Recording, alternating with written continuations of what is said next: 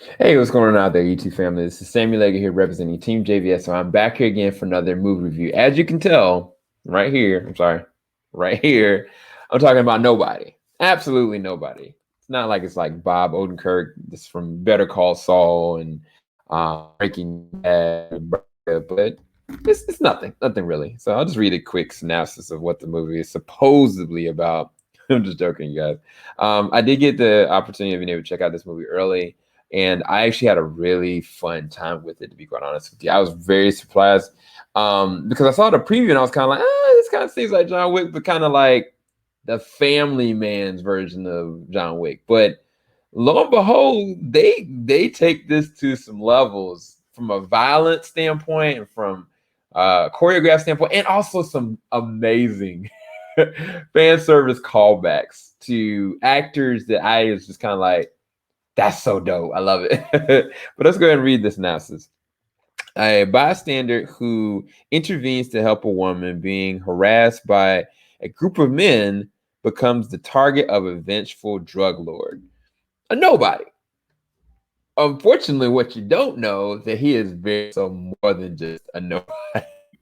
And they take it to so many different levels. You just like along for this insane ride. So one of the things I'll say that shines through in this to me was definitely Bob Odenkirk's like his devotion to the character. Like I mean, the first time you kind of see him, he's just like this normal guy who can't get the trash, on time out. Matter of fact, that just reminds me, I gotta get my own trash out.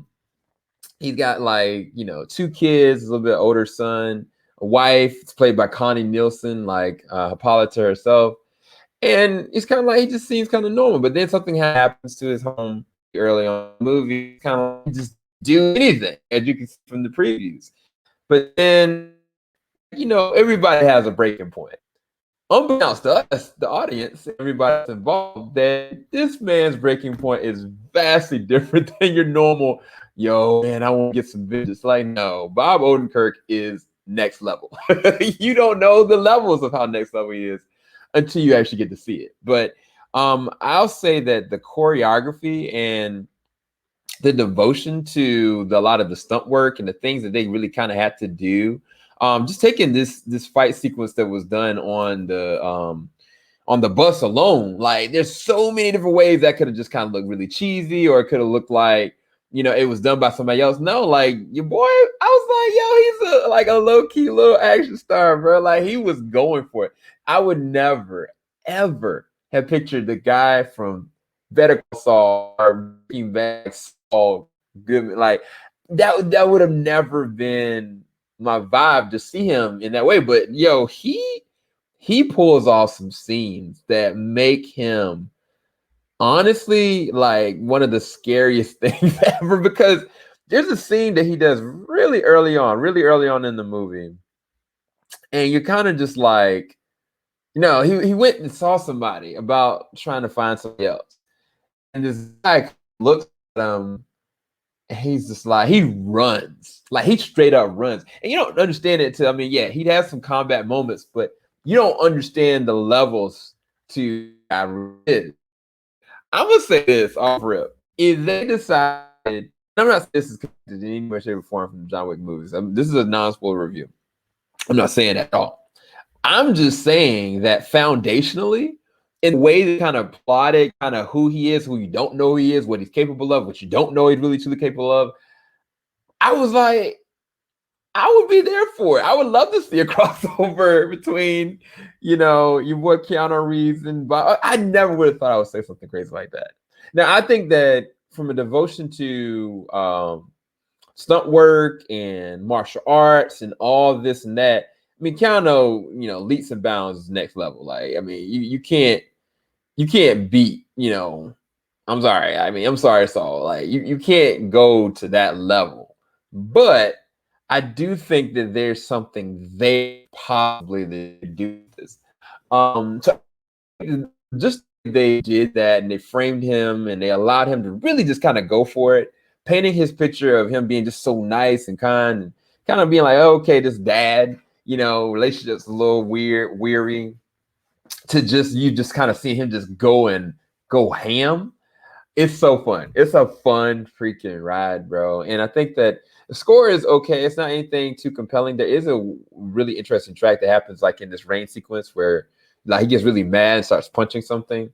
There's different musical cues I think that do work from a transitional standpoint in the way it's actually edited. I think it's edited and processed and paced pretty well, in my personal opinion. It wasn't a moment where I was kind of like, it's kind of dragging. Like, no, I was kind of like understanding why they were building to this, as well as some of the villains. Like, there's a villain that kind of plays an arc in this, and it's kind of like it's not deep, but it's enough that I'm kind of like, oh, okay, I see why he would be a problem. I see why this organization would be a really big problem, but it's nowhere to the levels of what.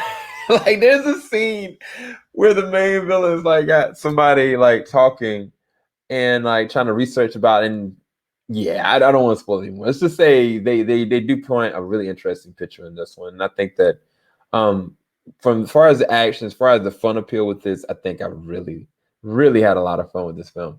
Another thing that is really interesting is some interesting people in this. So again, the Connie Nielsen in this plays a role of his wife. Got I don't know if I can pronounce his name right, but Alexi. Yeah, I'm not gonna pronounce his last name, but he plays the role of villain. You got Christopher Lloyd in this joint. Doc Brown himself is in this freaking movie. You got RZA in there. You can see kind of to the right. You got Colin Salmon. You got Michael Ironside.